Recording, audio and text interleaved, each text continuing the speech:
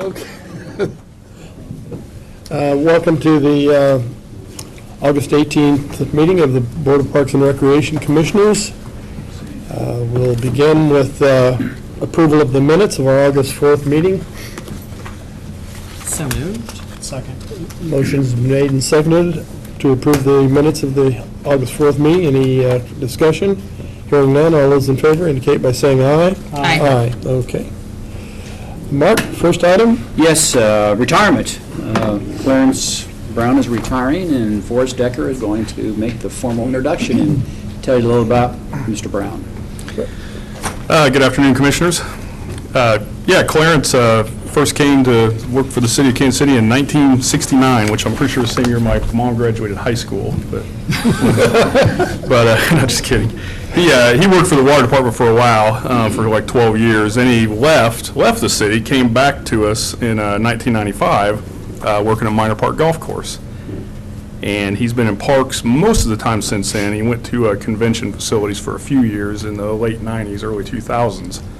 But Clarence officially retires with 20 years and 7 months of city service. 17 of those years were with parks.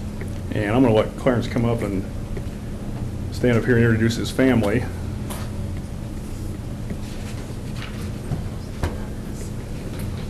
How's everybody doing? He probably has something to say, too. For one, that's my next oldest daughter and her friend there, Miss Alicia. And I'd like to just say thank a few people on this here tour that I did with the Park and Recreation. And for one person, I'd like to thank Terry Reiner. She's the one that gave me the opportunity to be a general supervisor here at Parks and Rec. I'd like to thank Kevin Evans. He taught me how to be a supervisor at Park and Rec. And there's a couple others. There was Dave Burke. He enhanced the things that I did learn. April, she gave me opportunities. She was my first supervisor when I went into the district at D1. Me and Kevin, about the only two people in parks that worked all three the divisions, districts. And so I'd just like to give my thanks to them people that helped me accomplish some of the roads that I had to cross getting to where I'm at.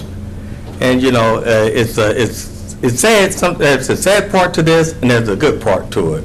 The sad part is you meet so many people, and you begin it's family. The good part that I lived long enough and healthy enough to make it this far. So I'd like to thank all the people I mentioned, and you know, I'm just gone, but I ain't gonna be forgotten. Absolutely not. All right. So thank you. Thank you. Well, thank you, Clarence, for your service.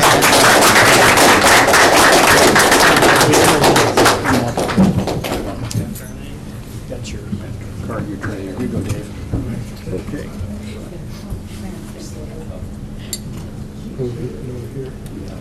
All right, Clarence. Congratulations. Thanks for everything. Enjoy. You're going to have to sit in pictures with us. I mean, this is in commemoration of years of service with Kansas City, Missouri Parks. And there is a Heidi card. So there you go. I think I hand out a couple of these. Okay, great. Thank you. Congratulations. Thank you.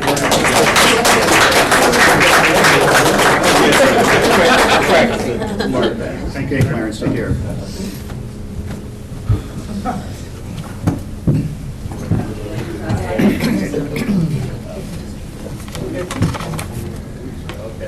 It's always a pleasure to recognize people that have put in many years of great service, but it's also kind of sad to see good talent leave us. So again, thanks, Clarence, very much. All right, thank you. Okay, resolution number 30487, considering board approval of agreement with 2 West for badminton tournament. Right, you said it correctly, Commissioner, and you have a memo in your packet from Heidi, who's been working on this agreement, and I believe we have some guests. So Heidi, tell us what we're doing here and who our guests are. Yeah, I'm going to let our guests tell you what they're doing, but this is a really cool event. It's a first-time event. It's going to take place in Tice Park. Kind of started out smaller than anticipated and now has grown, so now they're coming and asking for a use and concession agreement. I have Heidi Whitehall and then Luke Wade here to explain about the event.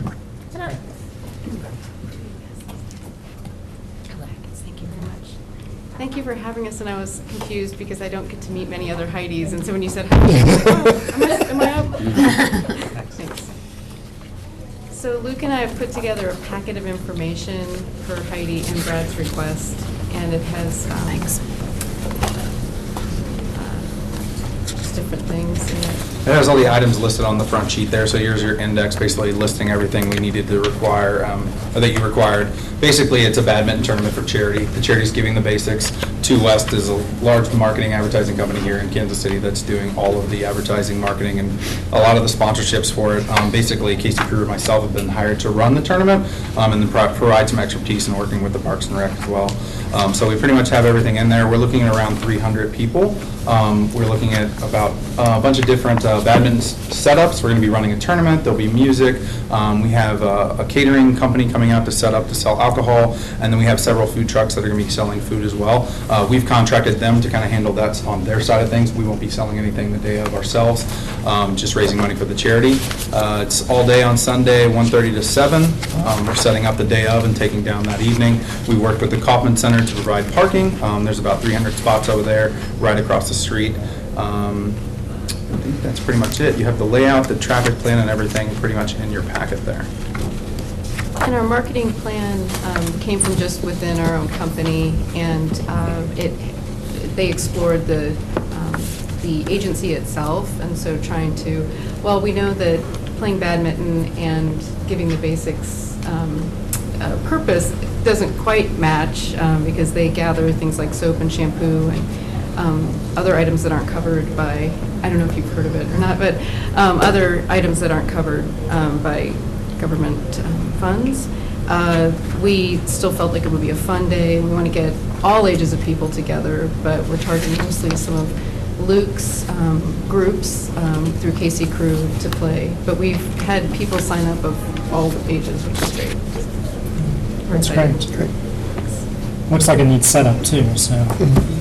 Well, we want to keep it concise, and we've worked on Pumpkin Patch. 2 West started that a few years ago, and that started here in Tice Park and then moved to Brookside Park.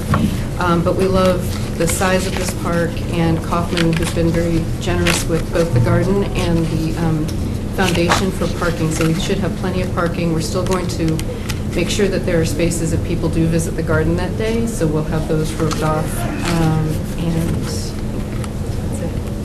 What are the lawn games? So we'll have like bags, cornhole, washers, things like that. There's a lot of unique new games coming out that we're going to have some of those too, so like Can Jam. There's a lot of different games like that we'll just have set out for the public to play. Tailgate stuff. Yeah, tailgate games, basically. Can Jam that looks like you're calling only No, a it's, trash can? well, yeah, but it's with a Frisbee. So it's a trash can. They look like trash cans with holes, and you throw it with a partner and try to hit it down. So. So who signs up? I saw some, like, it said a corporate challenge thing, but who? Well, that was our initial idea. Go ahead. So we're open it to public teams. Okay. So teams register, teams of 2 to play badminton. Anybody can, but a large part of it's coming from sponsorship. So sponsors will pay a certain amount. They get a certain amount of teams into it as well. Okay. But it's open to the public for registration. Okay. You've got your database, the folks you're doing sand volleyball with. and All our leagues, yeah. All your leagues to kind of tap Yeah, to yeah, us. and that's part of what, they brought the idea to us, and I said, we'd love to do it. We do tournaments and sports already, and we actually have leisure leagues right now. We do down at Barney Ellis Plaza with badminton and things like that. Okay, cool. We wanted something that a lot of people could play. We would hope that we would be able to adapt it to anyone who even had special needs or anything like that, so it was open.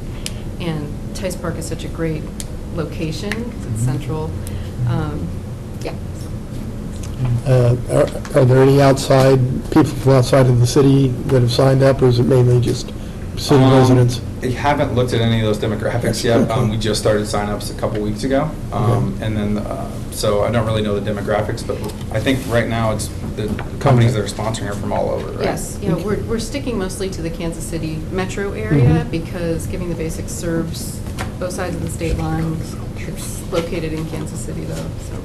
Well, and it's an appropriate venue too with the shuttlecocks. Exactly. That's what we Yeah. Absolutely, initially so- thought, well, maybe, but City Park just has better space, and the Nelson also, Luke looked Different into that. requirements working Yeah. with the Nelson than it is. Very good. But we love Okay. that we're within the view, but we have a bigger space. Great. Yeah. Perfect. That's All right. nice. Thank you Yeah, very good much. luck. Lots of luck. Thank you, Thank you. thank you so much. Gary's right here. Is there a motion to approve resolution number 30487? So moved. Second. Motion's been made and seconded. Any discussion? Hearing none, all those in favor indicate by saying aye. Aye. Aye. Motion carries. Resolution number 30488, board approval of agreement with Events Pro, Inc. for the use of Parade Park. Yes, Commissioners, you have another memo in your packet from Heidi, and I know we also have another guest on this particular item. And this is an event that's been a tradition in the 18th and Vine area, down at the intersection basically of Paseo and Buck O'Neill Way there by the Great Clyce Community Center. And I'll let Heidi tell you more about it and introduce our guest. Yes, this is the Kansas City Blues and Jazz Festival, formerly Rhythm and Ribs. Right. Yes, okay. Anyway, this year, the American Jazz Museum has contracted with Event Pros to produce the event, so we have Bill Savoda here to tell us about it. Great. Thank you, Heidi. Bill, welcome. Thank you for having me here today. We're really thrilled to be working with the American Jazz Museum to put on this wonderful festival that is taking place down at the Parade Park and the Greg Clyce Community Center. We actually use part of that facility for our event. We've been doing it for a number of years. This year, we have a fantastic lineup planned. The event is scheduled for October the 10th. It's a one-day festival. It's on a Saturday. And we have a pretty much a set footprint that has been designed for the festival, which minimizes any possible damage to the park. We really want to take care of the facility down there because it's such a beautiful venue on the back of the American Jazz Museum. We ask again for the Parks and Rec support of this festival. There are many changes that are taking place down at the American Jazz Museum. Now we're really, the city's trying to put more emphasis down in that particular area. They're wanting to try to do some growth of the museum itself. And so part of our charge is to actually work and try to grow this festival as we try to get more of the community involved with the event this year. And we're really kind of shaking things up. I was telling Mark just a few minutes ago that we are really trying to strive to make it much more of a community event than what it has been done in the past. Great. Okay. Any questions? No, it sounds good. Okay. No, thank you very much. Great event. Okay. Thank you. Best of luck. Entertain a motion for approval of resolution number 30488. So moved. Second. Motion's been made and seconded. Any discussion? Hearing none, all those in favor indicate by saying aye. Aye. Motion carries.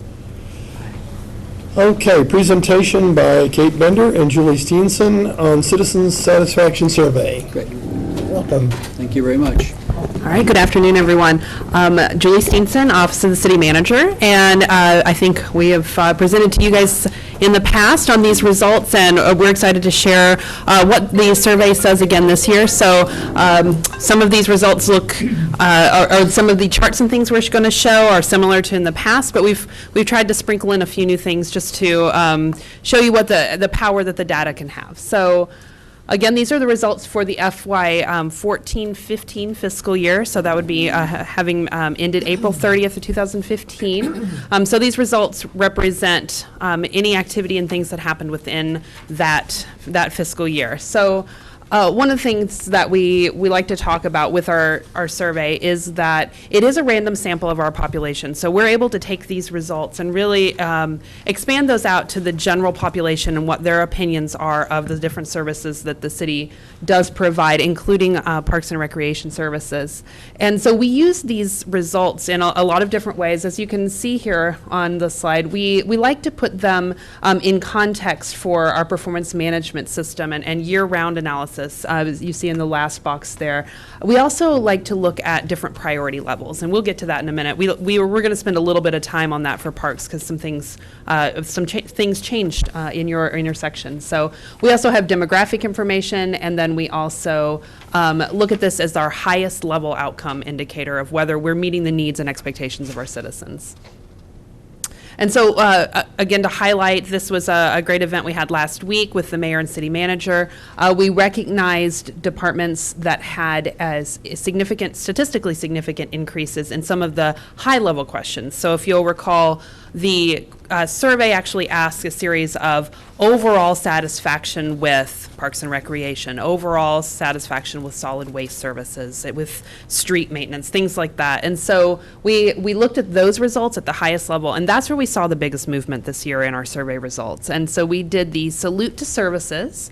And as you can see in the background there, there is a Parks employee who came out and represented the Parks Department very well and was prominently featured in the event. It was Clarence. Oh, it was Clarence. That was his last hurrah. public. That was that has been actually all over the news, so. I think he wasn't going to retire till after this. It was a nice icing on the cake for his retirement. So I won't go into too much detail here. The thing that I think is very important on this slide is that we do ask some questions only 2 quarters of our 4 quarters. So, and that's the case with our Parks and Recreation section. We expanded the survey, the types of questions we were asking, or the number of questions we asked, and we found that we could get a statistically significant sample on the Parks and Recreation section if we did it 2 quarters. So that is what we're doing. As you can see, the ramification of that is it increases the margin of error just very slightly. So on questions for the Parks Department, anything above a 2.14% increase or decrease is what we consider statistically significant. And so taking it up a step, where we saw some of our biggest gains, as I said, were in some of the really high-level questions. So we ask a series of questions that relate to people's perception of Kansas City. And these are some of the hardest things to move. And so you can see Kansas City as a place to live, as a place to work, and as a place to raise children all saw statistically significant increases from last year, which was building on the momentum from the previous year. So 2 years of sustained changes. And on place to live and place to work, it's either exceeding or right at the national benchmark. As a place to raise children, we're edging closer to that national benchmark. And the national benchmark is actually established by our contractor, who does a random sampling of individuals in cities with populations of 250,000 or more. So these are comparable cities. They do the methodology themselves, and it's very scientifically based. So we're able to use that national benchmark as a way to look at where we're at with cities of similar size. So perceptions of the city, we also ask questions a little bit more related to the city's work itself, quality of city services, and this was the statistic that the event, the KC Salute to Services, was based on. 60% of citizens are satisfied, and that's over the national benchmark of 50%. And value received for city tax dollars and fees. And we like to show this one only because, it shows we've increased, but we're also exceeding that national benchmark. It's something that everyone answers fairly low, and as you can see, we're continuing to edge upwards. So just as a high-level demonstration that people are feeling better about what we're providing to them.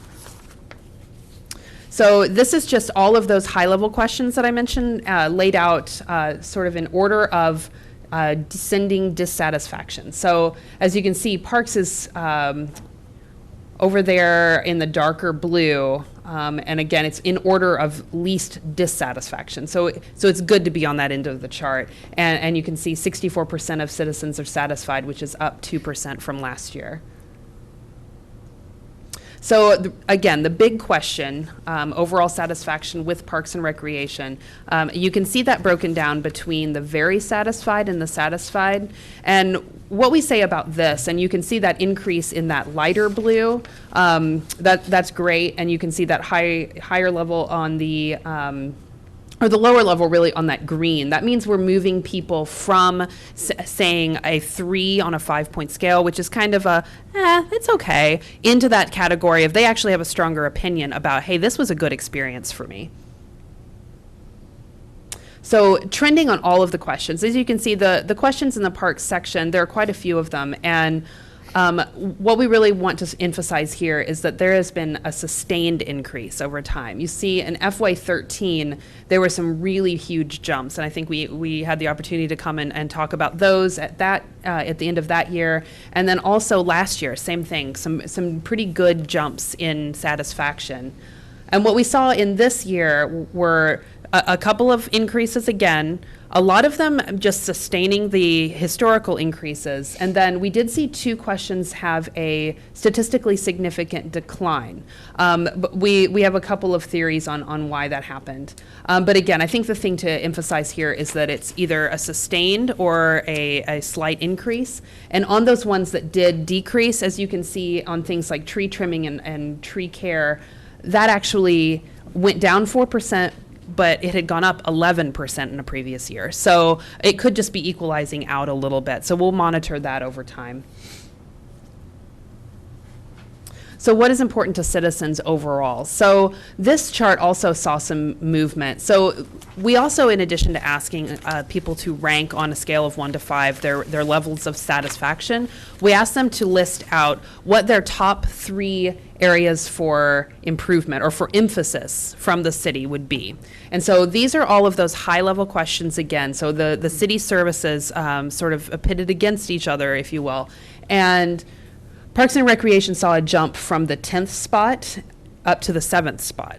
And I think what's remarkable about that is sometimes we see, because of the way this formula is written, based on what our contractor has, his methodology, the importance and the satisfaction is actually calculated together. It's the inverse of the satisfaction times the importance.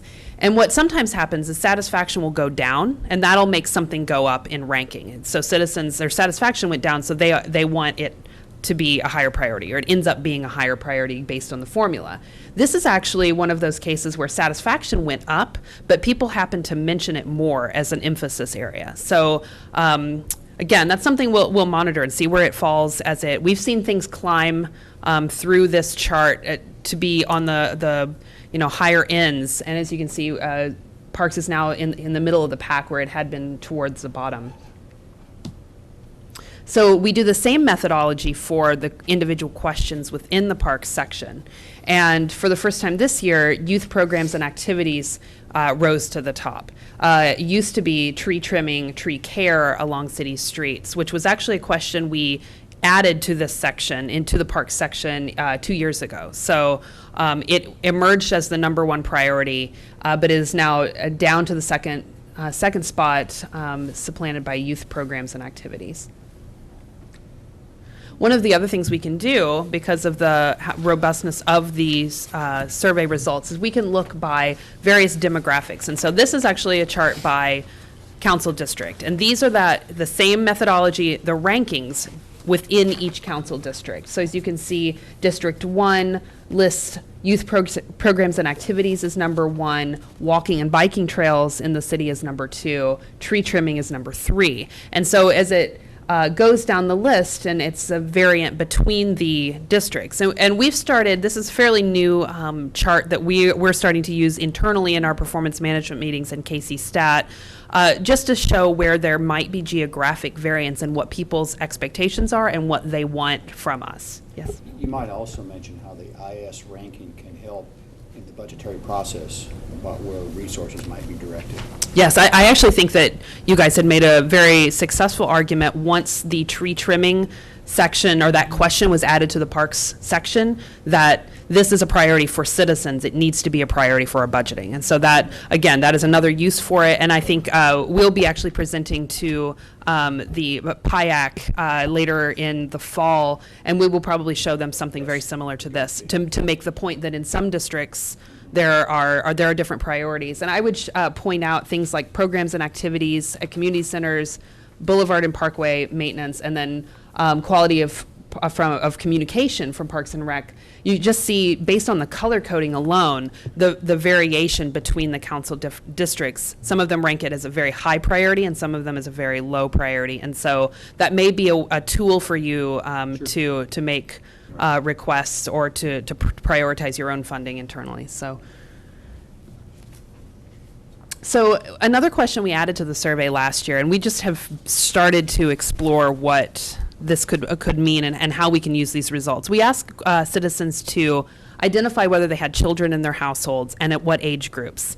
This was based on what we had seen in some other surveys, and also we had some other departments asking for this type of data for perhaps grant proposals and things like that. So I think the same could be applicable for programming here. So this is actually showing youth programs and activities, shelters and playgrounds, and swimming pools and programs by the question, do you have children in your household? And pretty much across the board with those three services, people with children are more likely to be dissatisfied with those services. And I pointed out specifically on the youth programs and activities and with shelters and playgrounds, though that's concentrated in 2 of the 3 age groups we ask about, and that's 0 to 5 and 14 to 17. Another way we look at the survey is our contractor prepares a series of maps. And these maps show the average satisfaction rating within this is by council district. So we have these maps also by zip code, and those can be found actually on the city's website. So these maps by council district, maps by zip code, and then the final report for the survey can be accessed there if you want to look up how other services are doing or what those maps look like. But this is youth activities and programs by council district, swimming pools and programs by council district. And so you can just see that there is some statistically significant variance in the different ways that the council districts interact with those services. And then likewise, walking and biking trails and tree trimming and care. Communication, customer service from parks employees. I would say the customer service on this side, sometimes, we think of these things somewhat going hand in hand, communication, customer service, and I know we talk about them as a similar priority level in the city, but you can see that communication is a little less blue, and blue is the color you want these maps to be. So that's an average satisfaction rating of in the 3.4 to 5 range. But you did have several maps that did come in all blue, and those are for some of the questions you see here, are actually all of those questions: maintenance of city parks, the quality of the facilities in parks, outdoor athletic fields, maintenance of boulevards and parkways, and maintenance of appearance community centers and programs at community centers. So the other thing we ask on the survey are a series of experiential questions. So have you visited a park? Have you visited a community center? And those trends, as you can see, for park, they had been trending up. We saw a slight decline, a statistically significant decline from last year to 77%. And then in the community centers, as you can see, it had been declining. We saw a slight spike last year, and it's sort of back down to the same level that it would have been in the previous fiscal year 13. So again, we take that data and we cross-tabulate it against the satisfaction levels. So if you have visited a park, or if you've visited a community center, or a park facility, if you've utilized a park facility or you visited a park, you're more likely to be satisfied with those. And we see that is fairly common with city services. If you've used the service, you're more likely to be satisfied. The people who did not visit and have an opinion are just basing that on their perception of the service. And so you see the same thing here with community centers, visited on both satisfaction of maintenance and appearance and program and activities, more likely to be satisfied. But you do see also non-visitors are more likely to be neutral, which is not a bad thing. If they don't have an opinion, you'd rather have them neutral than dissatisfied.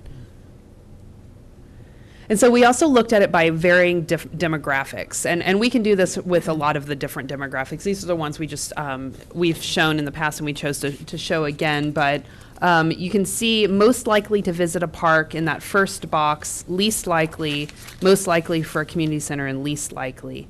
Kate and I were just sort of mulling this over and talking about what some of these results might mean, and we did point out that most likely to visit a park, the 18 to 44, or actually 18 to 54-year-old women, so women in general are more likely to visit a park. And then also, as you can see, the income variance, council district. And then again, we've added that element of do you have children? And no surprise there, you having children, you're more likely to visit either a park or a community center. And so that's, again, the data we brought for you today. As I said, the full report can be accessed online, as can the maps by council district and zip code. And we're also available to do any additional analysis upon your request or anything that you're particularly interested in. And I know throughout the year, we incorporate them into the KC Stat meetings that we hold with Mark and Terry, and would be glad to do any additional analysis for you as well. So when was this started? So these results reflect August through June, correct? Okay. May-ish, June. And then were the same questions asked this year, the same ones that have been asked exactly the way, the same on 14, 13? This year we had, one of the questions that changed was the tree trimming. I'm looking at Kate because the instrument changed a little bit. We actually had asked mowing and tree trimming of, it was mowing and tree trimming in the public areas. So that question then became tree trimming and other tree care along public streets. And we also modified the youth, that question was previously worded youth athletic activities, and we changed it to youth programs and activities. In both cases, we basically changed the question to reflect how we were utilizing the data, how we were interpreting the data, because we really were, the tree one we were focused on as being a measure of tree care, and the other one was focused on youth activities, not just athletic, and so we thought it was important that there'd be that. So, but yes, the fact that those questions changed, they're similar, but you can't necessarily rely on the change year over year. Every other question was the same. We did drop 2 questions in the park section, things that were very low in priority and also weren't, they sort of were things that had been addressed. One was ease of registration, which I think the feeling was that had been very largely addressed through changes, and the other one was I can't remember how it was worded, the cost, basically, of programming. And it was felt that was not as relevant on a citizen survey. That was more relevant in terms of participants getting their feedback on cost. Okay. And then I'm just curious about the questions because it's very much a science, because you can just change a word here and there and get totally different kind of answers than what you're looking for. So the other cities that we compare ourselves to, you mentioned the same size. Are there comparable questions? Do they try to keep the questions about the same? I know cities have different things and it's not perfect, but how do they? Yeah, any of the questions that we look at the benchmarking data would be worded exactly the same. Okay. And because of that, we don't have benchmarks available for all questions. So any question that we have sort of made our own, you really devised ourselves, we will probably not have benchmarking for. And there is a lot more benchmarking than what we showed up here. In addition to those individual questions, there are head-to-head comparisons with individual cities in the report, and there's also metro area benchmarks. So but you'll see if you go through, it's not every question. Okay. Thank you. And you use the same survey company in most cases, don't you? Yes, yeah. We've been using this company, ETC Institute, out of Olathe since 2000. So it's very consistent. Any more questions? Thank you very much. All right, thank you. Good work. Well done, thank you. Okay, moving on, resolution number 30489, considering board approval amendment 3 with City Fountains Foundation. Yes, Commissioners, this is an amendment to our current contract with the City of Fountains Foundation to do major renovation repair to our City of Fountains, as indicated in the memo.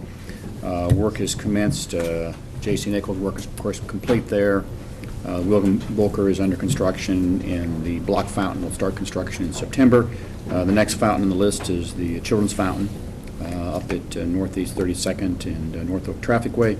We are providing $160,000 in public funds, and then they will provide their private funds, which is around $100,000 they've raised privately beyond this, and then do that work over the winter months and recommend approval. Okay, any questions? Hearing none, do I hear a motion for resolution number 30489? So moved. Second. Motion been made and seconded. Any further discussions? Hearing none, all those in favor indicate by saying aye. Aye. Aye. Okay, resolution number 30490. Yes, Commissioners, this is a cooperative agreement. It's amendment number 2 of the Skywalk Memorial Plaza. And of course, as we're probably all aware, they broke ground for the memorial located there at Hospital Hill Park on July 17th. And this would be to add $25,000 of PIAC funds. And we can beyond that, Travis is here to answer those. Okay, any questions? Okay, hearing none, do I hear a motion for approval of resolution number 30490? So moved? Second? Motion been made and seconded. All in favor indicate by saying aye. Aye. Resolution number 30491. Yes, Commissioners, this would be a bid award to Blue Nail Construction for work at the Longview Track, which of course is the location of the Bay Aquatic Park. You have a memo in your packet along with the bid tab from Travis, and Travis is here if you have any questions. Okay. Are there any questions? Hearing none, do I hear a motion for approval of resolution number 30491? So moved? Second? Motion been made and seconded. All in favor indicate by saying aye. Aye. Motion carries. Director's report. Yes, Travis, major construction, please. Good afternoon, Commissioners. You find before you information on the Volker Fountain repairs.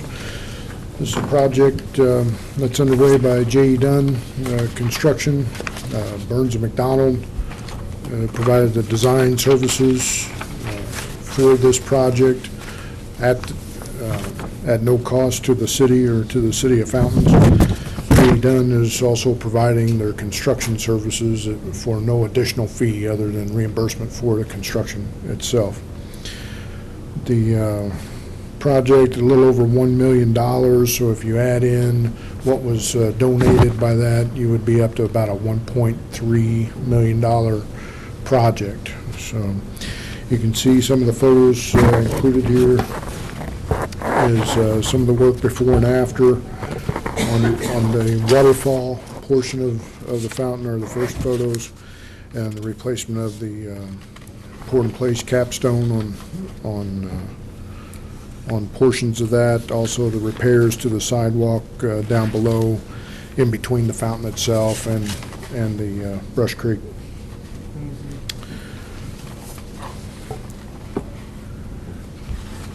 You get to about the second to the last page, when you talk about the pump, it's important to note that this project did include installation of a new Grundfos pump system, and due to the efficiency of that system, we qualified for a $24,000 KCP&L rebate for the project. So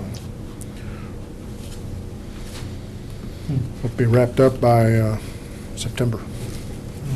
That's great. It is on schedule, even with the weather. It's a little behind. We originally thought it would be wrapped up first part of August. So it is behind because, as you'll note in that photo that had the excavation for the sump, they ran into rock in a couple different locations down here that they didn't anticipate. So It's a beautiful fountain. It's nice to see this work being done. And much appreciation to the City of Fountains Foundation and J.E. Dunn and Burns and Mac. Thank you. Thank you. Thank you. Heidi, marketing report, please. Hello again. Well, we're busy working on our fall and winter programs and program guide.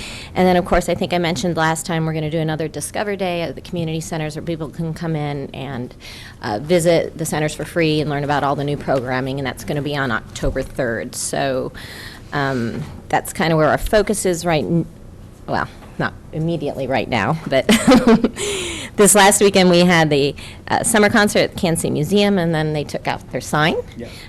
We also had Rock the Block that we do in partnership with the mayor's office, and that was down at Union Station. And just in general, this last weekend was one of the busiest weekends of the year in our parks with regards to events and permitted events that took place. Some of the bigger ones was the Grub and Groove Festival that took place at the Parade Park, and then we had a cool little adult soapbox derby that took place at Roanoke Park. So it was kind of a big weekend. But of course, our biggest weekend of the year, the summer, is coming up. this weekend, the Ethnic Enrichment Festival. I'm sure you did not miss. I guess it could have been pouring down rain when you came here and you couldn't see the world going up across the street. But the Ethnic Enrichment Festival, of course, starts Friday, runs Saturday and Sunday. There is the opening and flag ceremony on Saturday afternoon at 4 p.m., and Melinda's requested your attendance to that, and I'm going to let her talk more about it. Yeah, Kate, the original. Or he was one of the originals. Thank you, Heidi. Herman, you can see there are two missing commissioners there. And just, Mark, your name is on yours just because, period. He's the boss. No, he's my direct boss. You gotta take care of your direct boss first. I'm certainly sorry that the room is empty, but I'm more than willing to visit with you all. What you have in your packet is parking passes, a family 4-pack of guest tickets, and the program. And when you look at the program, I have to highlight this. Because the program, the face of the program, and the artwork has all been done by our own Jesse Frazier. And it is gorgeous. It's one of the most startling covers we've had ever. And so Jesse has set a very high benchmark for himself, but and for others. But we do appreciate Jesse's talent and willingness, and as a result, we have just gotten a whole slew of comments on the program for the festival. I gave you also a little piece of information called Diverse Kansas City, or Diverse KC, put out by Visit KC. And Kansas City is one of the most diverse places that we have in our area, and we count that a real plus, certainly for our ethnics and for our community. And I'm very pleased because many of the photos in that particular thing are photos of our own ethnic folks. So they asked me for what they could do, and we have an ad in there, but it also lets them know that we are indeed a diverse group, and certainly Parks and Recreation is one of the most supportive of diverse Kansas City. So I appreciate all of you. I hope to see you on Saturday. The weather is going to be excellent. Never fear.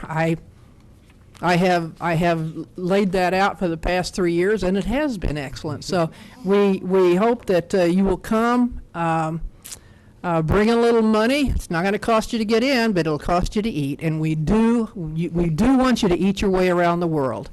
And one of the things that's very top of the program, and this was developed when Heidi came here just a couple of years ago now, feel the world beat in the heart of America, and that's who we are, and that's what we do. So I appreciate you, appreciate the time. Look forward to seeing you on Saturday at the Parade of Flags. We will announce some scholarship awards, and that is all done by the Ethnic Commission as fundraisers that they have. And we're just going to have a good time. So thanks very much. You have any questions, I'm here to answer. Good. No, yes? Is it about the same number of booths as last year? One less. We had our commissioner from Ecuador has come down with breast cancer, and she, even though she's gone through treatment, she felt it unwise to test herself in that. So we have one less, but we still have people knocking on our door from all over the country. I have a food truck. I want to come vend at your festival, and it's nice that everybody who's in our festival are our folks. It's not an open festival. It's for the ethnic commissioners to share their country, their culture, their food, their everything with us, and they do it, and they do it well. So, and Commissioner, I know, well, all of you have been there, so it's not going to be a new thing for any of you, and I look forward to seeing you on Saturday. Thanks so much. Thanks for all your hard work. Yes. Anything else, Heidi?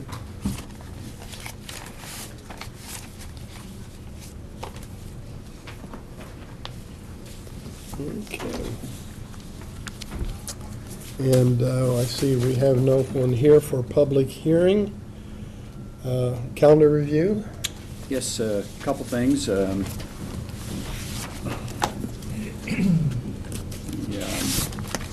Starlight Theater Association is having an evening meeting this week. They normally meet at 7:30. On Thursdays, they meet at 4:30. And this is so they can have a joint meeting with the Center Stage, which is the young professionals. I know Amber, a member of our board, is a member of that group as well. And then just quickly looking at the month of September, back here at a board meeting on the 1st, City of Fountains Foundation board meeting on the 2nd. Of course, we're into the Labor Day holiday. Platte County Park Partners on the 9th. Dave, thanks for sharing that last week. Appreciate it. Welcome. And then our next board meeting is on the 22nd, following the 1st. And of course, we have that week of NRPA in there. And we have a Clay Parks partner meeting. Yeah, that's on, is that Monday, Carmen? Yes, it's coming up, 24th. Okay. Yeah, 24th. Okay, good point. We moved that to the 10th, yes. Yes. I'm glad you mentioned that. Yeah, the 9th, there I know is a joint meeting of the Northland Chamber, the Platte County EDC. Mhm. Is that, am I remembering that right? Clay and Platte EDC, yeah. mhm. So a lot of the same people come, so Right. yeah. Then, yeah, we're the 10th instead of the 9th. That's a good point, Carmen, thanks. That does it. Okay. Since there is no further business, we're adjourned. Thank you.